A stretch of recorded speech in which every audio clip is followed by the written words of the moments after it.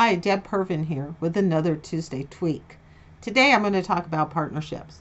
And lots of times people ask me, where do I get these ideas for my Tuesday Tweaks? And usually they're from my clients.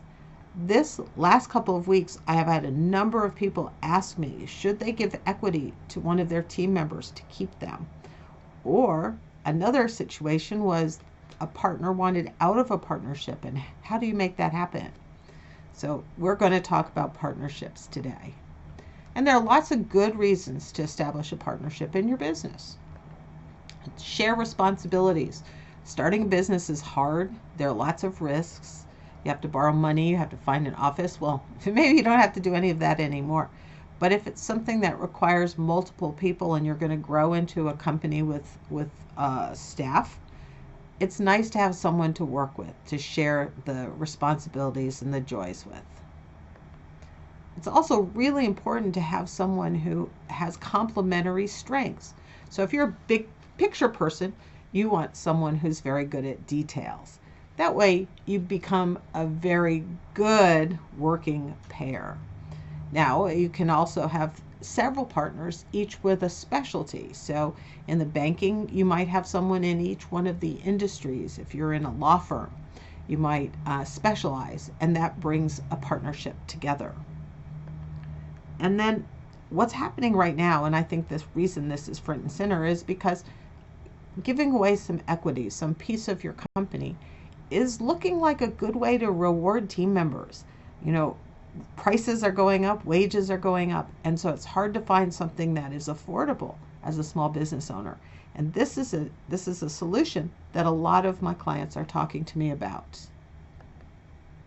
But I'm not a fan.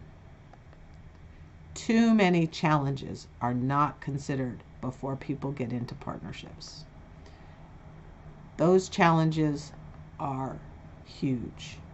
Everything has to be considered and documented. Who is going to do what? And is it equitable? There are two of you, and I'm going to do this and you're going to do that. Is the value of my work the same as yours? It's very difficult to tell. And you could have two people working together really well for a couple of years, and then things change in one person's life or the other. And now what happens? What happens to the value of that business? It's really important that you define everything, every definition. What does hard work mean? Is that 80 hours a week or 30 hours a week? Is working with your clients, is it okay to be on the phone on the beach? Or do you need to be sitting in the office with the Zoom call on? Buy-sell agreements, what happens with an exit, what happens with a lawsuit? All kinds of things need to be discussed and definitions agreed to. And as I said earlier, different stages in life. What if one partner wants to exit and the other doesn't? How do you make that work? Different stages of the life of the business. One person wants to grow the business, another does not, likes the small, intimate nature of the three of you. All kinds of challenges. And finally, that minority owner who has 5% of your company, they have a claim. You go to sell it, the investor's going to want to know who owns the company. Are they going to talk up the sale and the success of your management team? Or are they going to try to bomb the sale? They have a say, even if it's not on paper. So what are the solutions? Well, my solution is don't do it. If you can find a way not to do it, don't do it. You have strengths, find an employee who complements your strengths. If you have worker bees that are really good that you want to reward, try to pay them a bonus before you give them a piece of your company.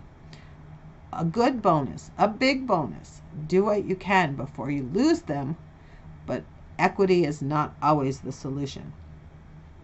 Document everything. As I said earlier, we want to document what everyone in the partnership's responsibilities are and how they're going to do it, what they're going to do, the legal agreement, the buy-sell agreement, the exit strategies, the daily responsibilities, who makes decisions to hire and fire, who talks to clients, what your logo is going to look like. The numbers are, the questions are really long, and it takes a long time to work through a partnership where everybody's on the same page. And these documents have to be both formal and informal, legal and policy manuals, and then just a chat in the hallway. It's really important that the partners meet often, at least monthly. And these discussions should be about what's going on. They should be formal. Here is the list. Here's our financials. Here's the issues that came up during the month. And let's resolve them. Let's find a resolution before we talk to the rest of the team.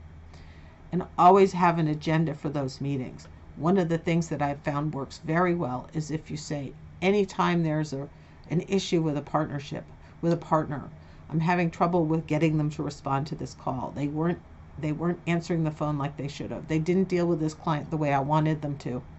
You need to talk about that, because if you don't want to talk about it in a partnership meeting in the very beginning, it grows and grows and grows until it's a huge problem. And now you have to, it's much harder to resolve. So as a business owner, you are excited about owning your company, but your staff and your team members may not understand the responsibilities and the risks involved. Be cautious about entering into a partnership, and date first. Look at a partnership and maybe they earn equity over time. See if that's really what they wanted and what you wanted. As I said, there is a lot I can talk to, and I've talked much longer than usual. So if you have questions about partnerships, if you have concerns, if you have stories to share, I'd love to hear them. Otherwise, I'll see you next week.